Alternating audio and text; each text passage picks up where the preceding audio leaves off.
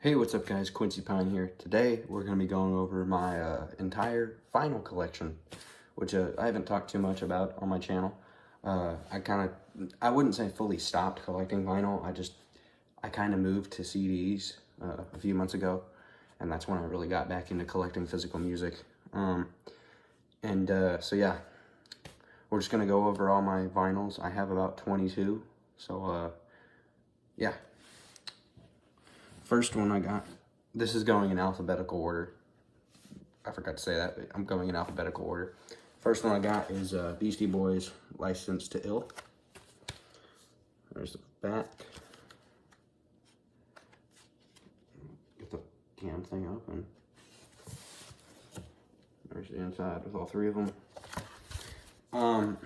Most of these are just ones like, I'll go to Walmart, see it, I'm like, I'm a fan of that album somewhat, and I'll pick it up. I'm not the biggest Beastie Boys fan, but that album has some pretty damn good songs on it, so I picked it up. These next two are both from the same artist, so yeah. But, the Beatles, The Magical Mystery Tour. Oh, here's the back. This one's got like a whole book in it, so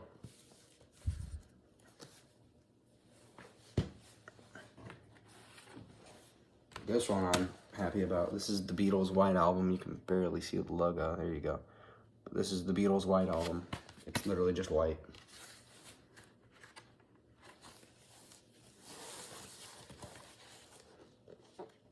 There's the inside with a photo of all the band members and then just something over here.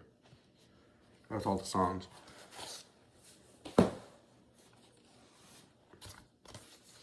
Darius Rucker, True Believers.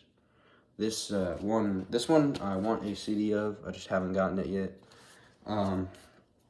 This is my favorite album by him, and it's not because of Wagon Wheel. It's because he has some really good originals on this album, and Wagon Wheel's good too. But excuse me, he has some pretty good originals on that. This one, this record, I'm upset that this one's screwed up, but this is a Jimi Hendrix Are You Experienced? Here's the back. But this one, on Purple Haze, it skips. It's, I think it's the record's all screwed up or something. I have no clue. But it was like that when I bought it, so I kind of just had to deal with it. Pretty much my favorite classic rock band right here, The Doors. The Doors' greatest hits.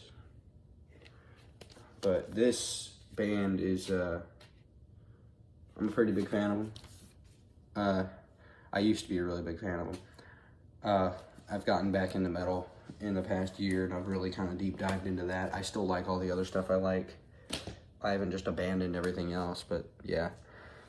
This next one, it's the same thing with the Beastie Boys one. It's like you go to Walmart, you see something, you're like, I somewhat like that album, I should get it. Korn, Follow the Leader. I wouldn't say I'm the most proud to own this album because I'm not a huge fan of this album. It has some good songs, but a few, like 3 or 4 in my opinion. I think their first 2 albums are way better. These next 2 are both from the same artist. Linkin Park, Hybrid Theory. But this was actually, Hybrid Theory, this is the first record I ever got. This is what started me collecting records. I think I started collecting records in March of 2022 or 23. I don't remember. I know it's been at least over a year. I don't remember, to be honest. I know it's been a long time since I started collecting these. Linkin Park, Minutes to Midnight. This album is a strong album, even though it's when they stride away from nu metal a little bit. I still feel like it's a pretty damn strong album. And it was when their sound was evolving. I'm not a huge fan of One More Light because I'm not a big pop guy. Like I said, I'm a metalhead mostly. Even though I do love a lot of rock, metal is my area. This is just a Nirvana greatest hits. This is I think this is one of the only albums with, I think their greatest hits records are the only ones with You Know You're Right on it, which is actually a pretty good song. I didn't listen to that song until recently, which, oh, you're not a real Nirvana fan. I don't really like saying I'm a Nirvana fan, because they're a band that I feel like shouldn't have been mainstream, but they became mainstream. If they wouldn't have become a mainstream band, I think they would have been even cooler to me, at least. To me. That's just my opinion. Pearl Jam 10. I forgot to say this, but both these next ones are both from Pearl Jam. But Pearl Jam 10. This is not my favorite Pearl Jam album. I'm not saying it's bad. This is a great album. Most of Pearl Jam's work is pretty damn good. But it is not my favorite Pearl Jam album. This next one is my favorite Pearl Jam album. Versus, which it's a different album. It's the different album cover, but I don't really care. But this is my favorite Pearl Jam album. It was the first Pearl Jam album I actually listened to front to back, and I enjoy the whole thing still to this day. I don't think there's a singular bad song on that album. This next one, like I said about a few of the other ones, it's just you go to Walmart, you see something cool, you want it. Queen Greatest Hits. I am not the biggest Queen fan. I just like all the songs that everybody knows. That's kind of how I am with Queen. There's the inside. There's the back. There's the front again. I'm not really talking about some of these albums that much because they're not that interesting to me. I just have them and I'm not going to get rid of them because I have no reason to. These next three I am very, very proud to have because,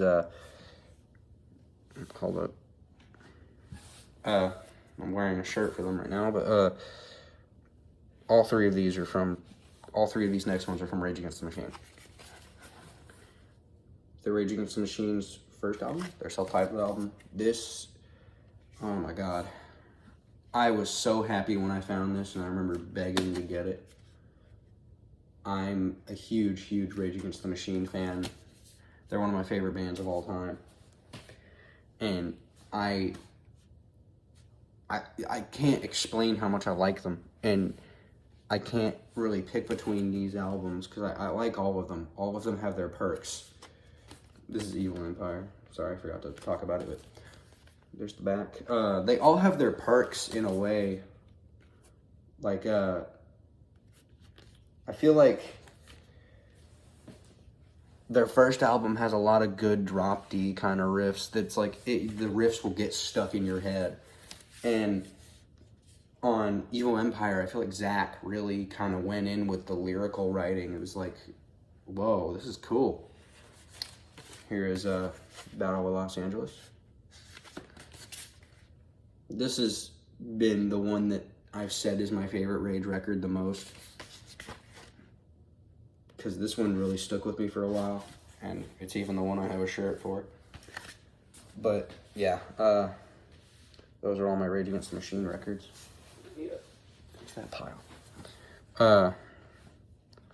This is the only Slipknot record I have, but this is I still sometimes really think that I still stand by this being my favorite album of all time. Them being my favorite band? Hell no. Hell no. They went, after Iowa, they kind of went in a direction I didn't really like. I still enjoy all of their stuff to a point, but their first album, in my opinion, is my favorite album of all time. It got me into music. It made me want to be a musician.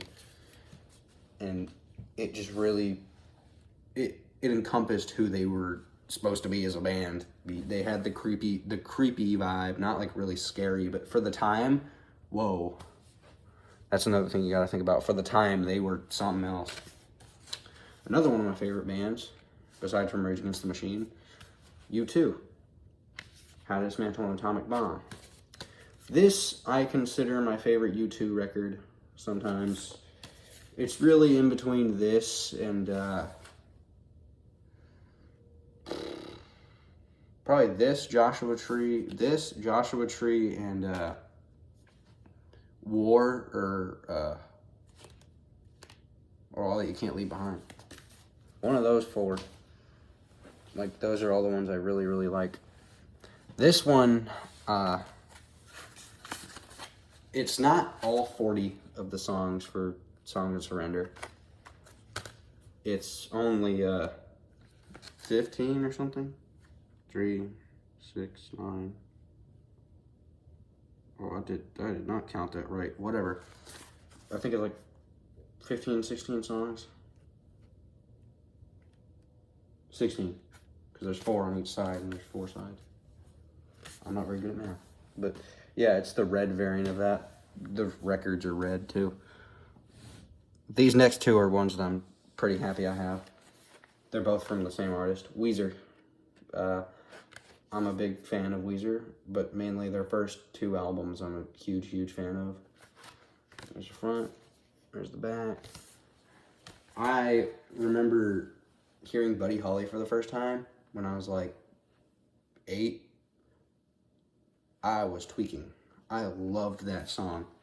I don't like it anymore because I feel like it's overplayed. I don't like it anymore, really, because it is overplayed. It's not that, I think, no, it is. It literally just is. This is, from between the 2 Weezer albums, this one has to be my favorite. And this would probably definitely be on my top 10 albums of all time. Weezer, Pinkerton, oh my God, Pinkerton is... I know so many people love this album and, like, give it a shit ton of praise. I feel like it's kind of deserved. I think this album is amazing. It really shaped its own, like, thing. It was its own thing. It's that simple. And there weren't very many albums like that. That's all my records. So, yeah. Keep on the lookout for other reviews. I'm planning on doing a review of Verses by Pearl Jam, and probably after that another Dying Fetus record or whatever. And whoever suggested for me to do Make Them Beg for Death, I'll try to get that out whenever I can. And thanks for the suggestion. So yeah, that's about it. So see you guys in the next video. Bye.